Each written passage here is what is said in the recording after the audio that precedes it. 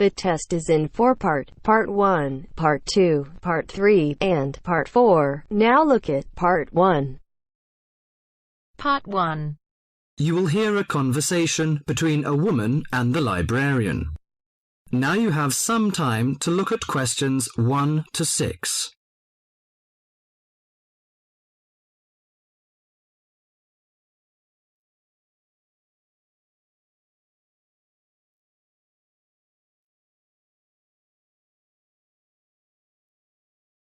Now listen to the talk and answer the questions 1 to 6. Good morning. Good morning. Can I help you? Yes, I'd like to join the library. We're new to the district, you see. Certainly. Well, all we need is some sort of identification with your name and address on it. Oh dear. We just moved, you see, and everything has my old address. Driving license, perhaps? No, I don't drive. Your husband's would do. Yes, but his license will still have the old address on it. Perhaps you have a letter addressed to you at your new house. No, I'm afraid not. We've only been there a few days, you see, and no one's written to us yet. What about your bank book? That's just the same. Oh dear, and I did want to get some books out this weekend. We're going on holiday to relax after the move, you see, and I wanted to take something with me to read. Well, I'm sorry, but we can't possibly issue tickets without some form of identification. What about your passport? What? Oh, yes, how silly of me. I've just got a new one, and it does have our new address.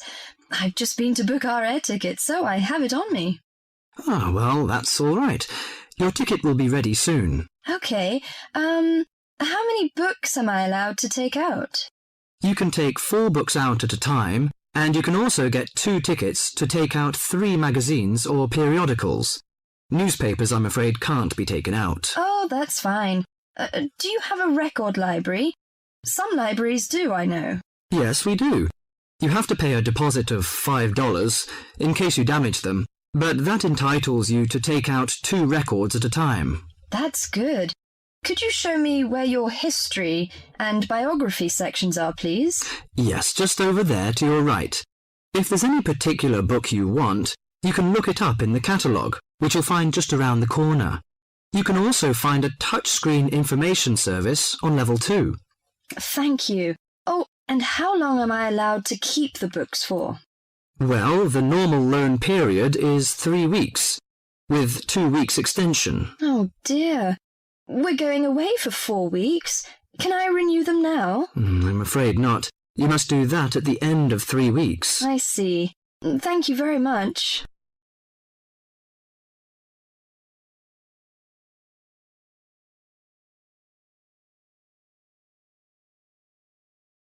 Before the talk continues, you have some time to look at questions 7 to 10.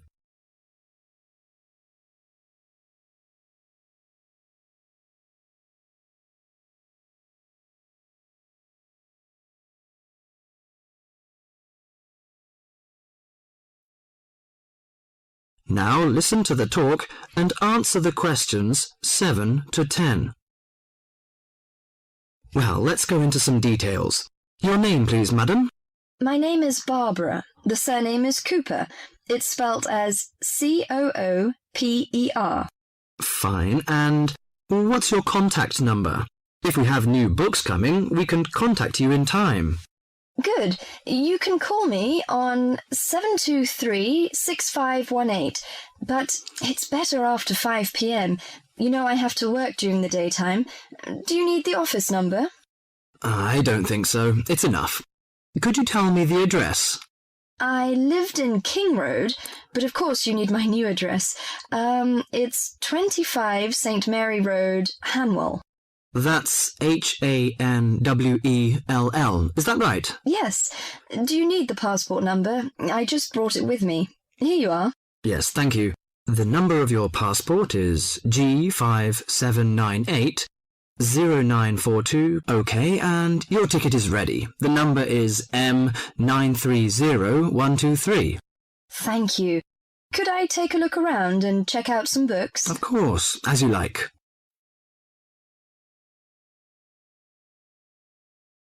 That is the end of part 1. You now have half a minute to check your answers.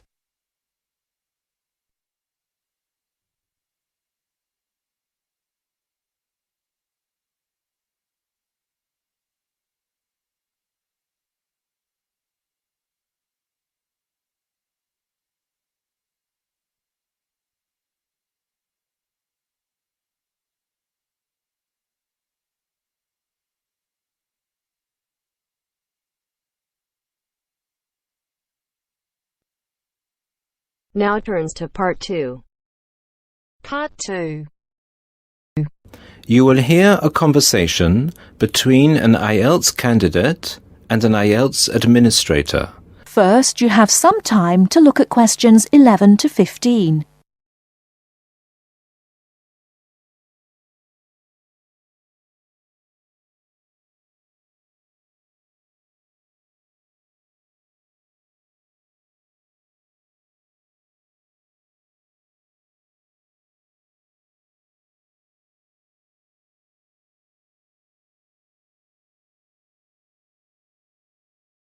Now, listen carefully and answer questions 11 to 15. Good afternoon.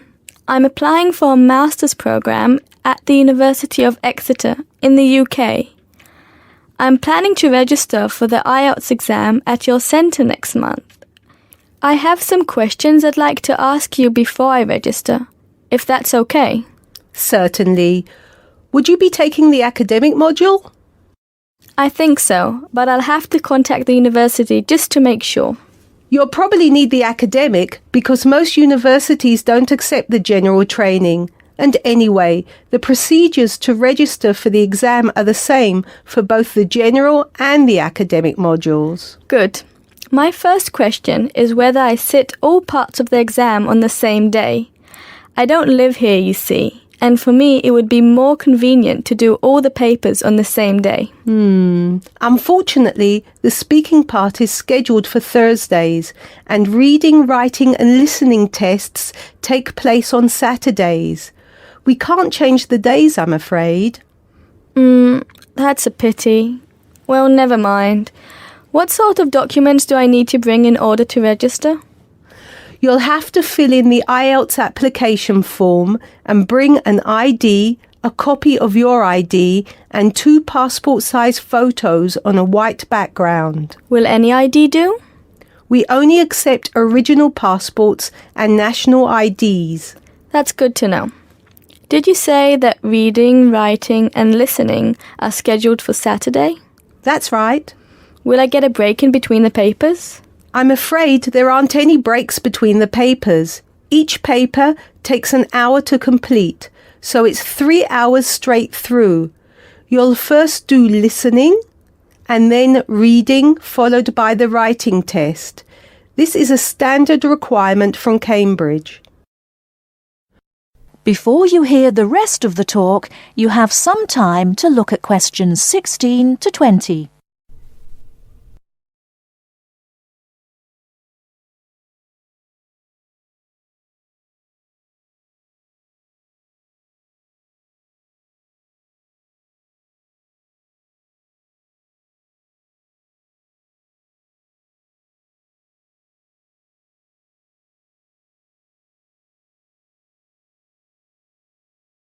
Now listen and answer questions 16 to 20. Okay, and how soon after the test can I pick up my results? It takes 13 calendar days for the results to be processed. Can you let me know how much it is and the form of payment? The examination fee is $200. You can pay by credit or debit card. We also accept checks. We only accept cash as a form of payment in exceptional circumstances. And one last question. Can I mail you the application documents? Certainly. You can send all the documents by registered mail to our address, 47 Clover Place, New Rochelle, New York. Could you spell New Rochelle for me, please? Certainly. Newrochelle. Could I have the zip code as well? Sure. Our zip code is 10806. Thanks. You can also email us at inquiry@examsmail.com or phone us at 325-9082. I think that's all. Thank you very much for all the information. Bye. You're welcome. Goodbye. That is the end of part 2. You now have half a minute to check your answers.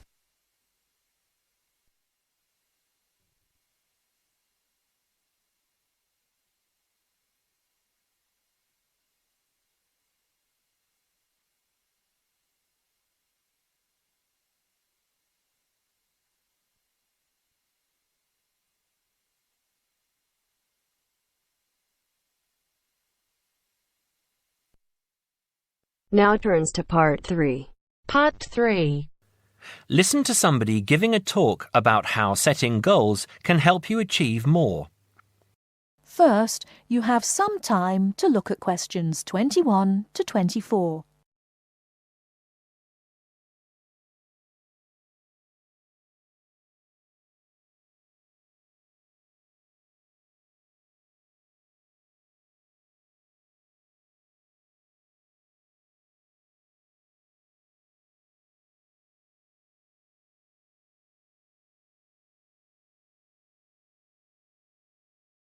Now, listen carefully and answer questions 21 to 24. Good evening, everyone. It's good to see that so many people managed to make it. An achievement in itself when I'm sure you're all so busy. This evening, I'm going to talk with you about setting goals and how setting goals can help you understand what you really want to achieve. First, though, I'd like to start by saying what I think achievement actually means. I think some people think it's simply about being successful in a job or making money, but it certainly doesn't have to mean that. Achievement is simply accomplishing goals that you set for yourself, doing what you plan to do, and people might plan to do all sorts of different things. Achievement is about realizing your dreams. I would also like to say that to achieve, you must have belief. Belief that you can do whatever it is you want to do. There is more to achievement than simply wanting to do something. Anyone can say that they want something, but actually getting it is not so easy. To get it, you must believe that it is yours. Not having belief is the main reason that so many people do not achieve. If you really want something, you must talk and act like you already have it. Then you have belief, and then you will achieve. So, goal setting. Goal setting is about imagining the future and then turning the dream into a reality. Setting goals helps you to be clear about what you really want and helps you concentrate on getting what you want. Setting goals will help you see what is stopping you from knowing what's important. And because achieving goals makes you feel good, you will be more confident and succeed more easily. Goal setting is something that all achievers do, whether they are high flyers in business or successful athletes. It is important that you set both long-term and short-term goals. First, you need to have an idea of what you want from life. I call this the big picture. Then you break this down into a number of smaller goals that you need to achieve in order to achieve the overall goal. As I say, the first step is to see the big picture. Think about what you want in the next 15 or 20 years. Doing this will influence all the smaller goals that you set yourself. Before you hear the rest of the talk, you have some time to look at questions 25 to 30.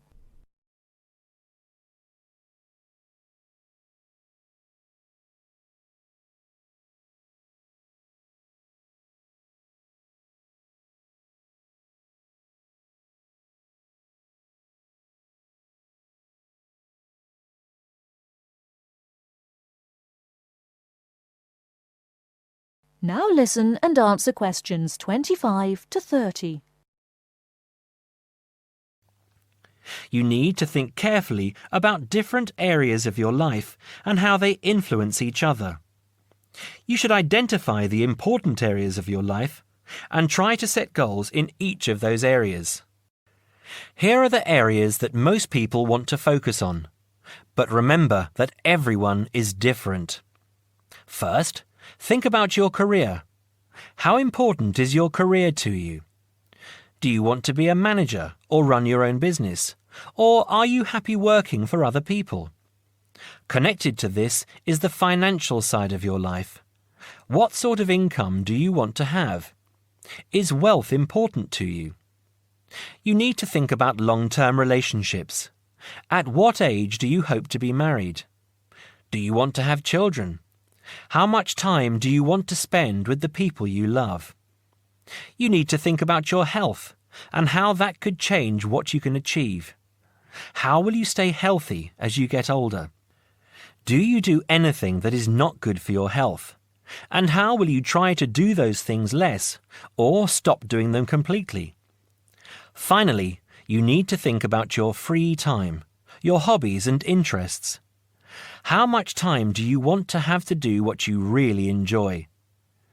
It is difficult to achieve goals in one area if you feel that you don't have the time to do the things that really make you happy. Now, when you have this overall picture, try to set yourself one goal for each area.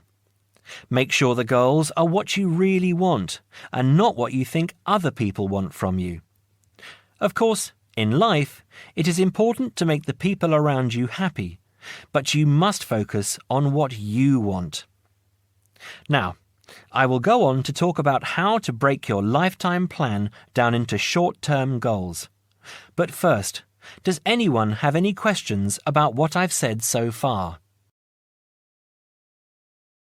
That is the end of part 3. You now have half a minute to check your answers.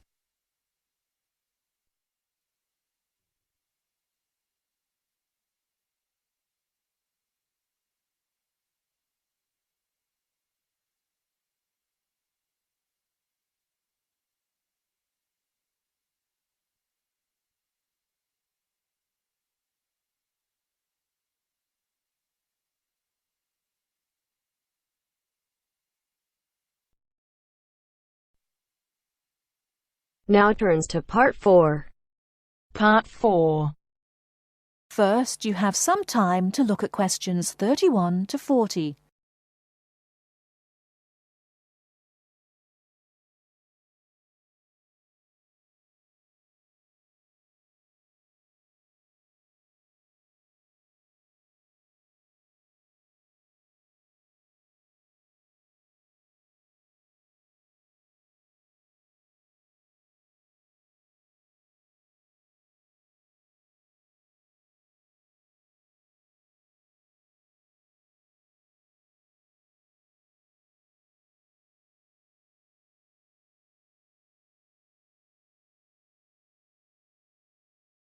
Now, listen carefully and answer questions 31 to 40. Hello and welcome. My name's Carolyn Tan. Just as there are a great number of different courses and places to study here, the teaching methods used and the skills you need will vary, depending on the subject you study and the college or university you attend. All courses vary, but most include some of the teaching methods I'm going to talk about today. Generally speaking, in some subjects, you will have timetabled classes for most of the week. In others, you may only have a few hours timetabled and will be expected to work independently for a substantial amount of time. Working independently is crucial at university. I'm going to go over the 3 main types of teaching method you will have here. These are lectures, seminars, and tutorials. There are other methods that you will come across, like workshops, group work, and practical work, but I'll describe the 3 main types for now. I'll briefly describe what they are and try to give you some helpful advice in dealing with them. Let's start by looking at lectures. These are large classes, usually lasting around 1 hour, where a lecturer or tutor talks about a subject and the students take notes. On some courses, there can be over 100 students in a lecture. Unfortunately, there is usually little or no opportunity to ask questions during the lecture. Lectures are usually intended to do 3 things. Firstly, to guide you through the course by explaining the main points of a topic. Secondly, to introduce new topics for further study or debate. And thirdly, to give you the most up-to-date information that may not be included in textbooks. So as you can see, it's essential to go to lectures. Of course, you need to take notes in lectures. Remember, you don't need to write down everything the lecturer says. Try to concentrate on the main points and important details. Most lecturers use stories, examples, and even jokes to illustrate a point.